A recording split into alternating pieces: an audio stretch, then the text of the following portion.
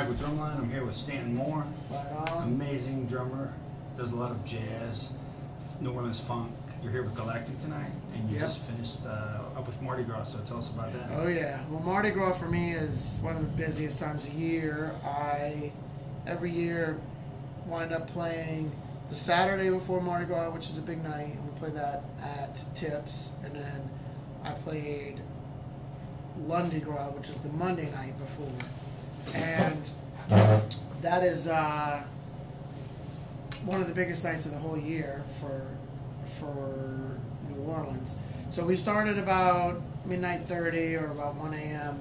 on Lundi Gras night, which is technically Mardi Gras morning. We played till about 6:45 in the morning or whenever the sun comes up. So I did that, went home, caught a little bit of the Zulu parade, then went and met up with Monk Boudreaux, who was one of the main Mardi Gras Indians. Paraded with him from noon to 3, and then had a gig with the Klezmer All-Stars, New Orleans Klezmer All-Stars, at about 5 o'clock at DBA. So yeah, it's pretty hectic and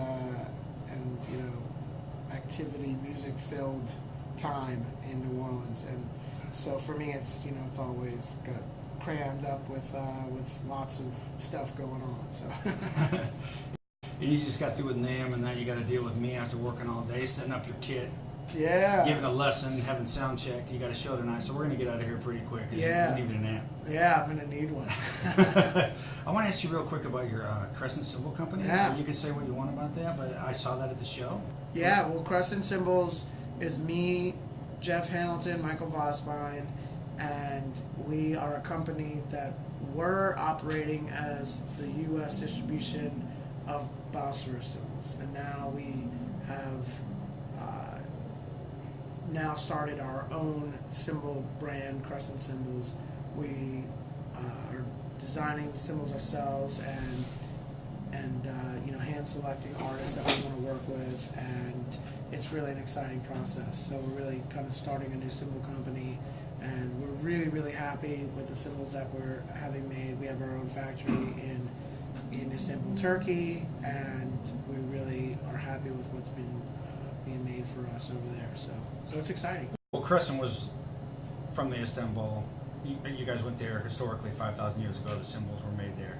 But did any of that name have to come from New Orleans? A little bit. I mean, Michael Vosbein picked the name, and it seemed to make sense on a lot of levels. With the crescent moon being prevalent in both Turkish culture and in New Orleans, Crescent City. So it just seemed to, and with jazz, really having a lot of its beginnings in New Orleans, and with me being from New Orleans, and it just seemed like it was a very fitting name. And Michael was surprised that nobody else had used that name for a cymbal company yet. So it seemed to work very well, especially for us.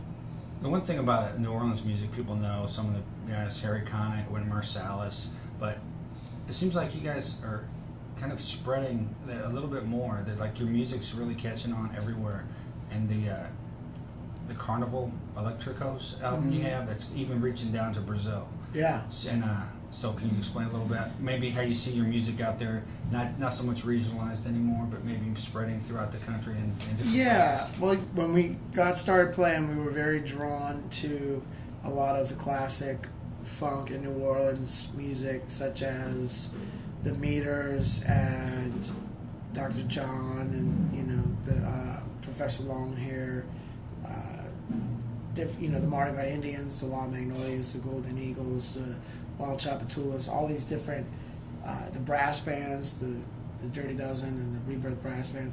So we were drawn to a lot of that music, and we started trying to blur the lines between some of that stuff and do it in our own way.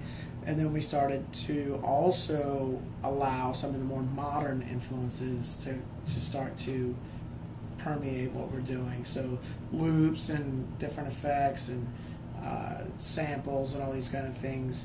And then we, in the last several years, have put together our own studios, and that allows us a lot of time to experiment. So now we take other New Orleans and other types of influences as well. So a lot of the New Orleans hip hop and bounce and different things that are going on now will allow those to creep into what we're doing a little bit and blend with the New Orleans funk and brass band and more of our Indian stuff that we've already been, trying to cross pollinate. So it's kind of just we like to have a spectrum of all that's going on in New Orleans, both current and past.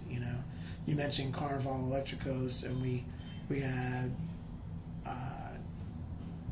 I think we've got we got a few different New Orleans artists on there, but we've got Juan Pardo, who's one of the younger Mardi Gras Indians, and he's on there. We've had Monk Boudreaux, we've had Bodalis, and on the record right before Carnival Electricos,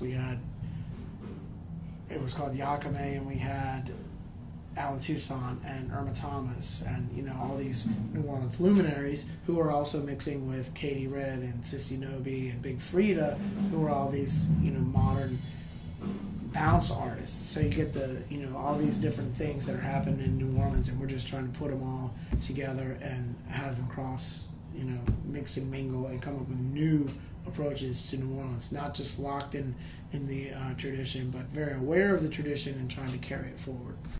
You're still heavily in jazz, but you bring the funk. And then when I saw you sunset with your band, it really is infectious. Cool, thank you. Music. So I interviewed Charlie Workman, who was a tech, and he plays in a band called Olympic Sound Collective.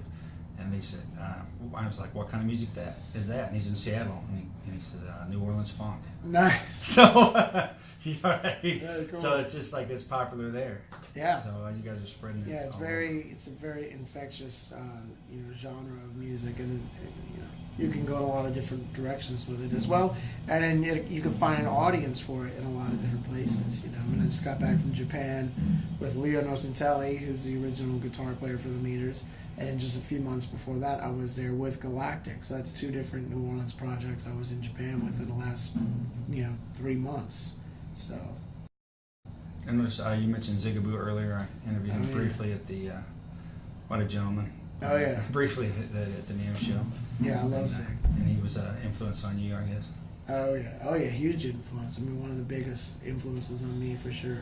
And and I consider Zig a friend, and he continues to be an inspiration. He's great. Well, we're gonna let you go because cool. You've been nonstop for days now. No, it's been crazy. Yeah. So thanks for all your Yeah, man. Good to talk to you. All right. All right. Enjoyed it very Excellent, much. man. Okay. Cool.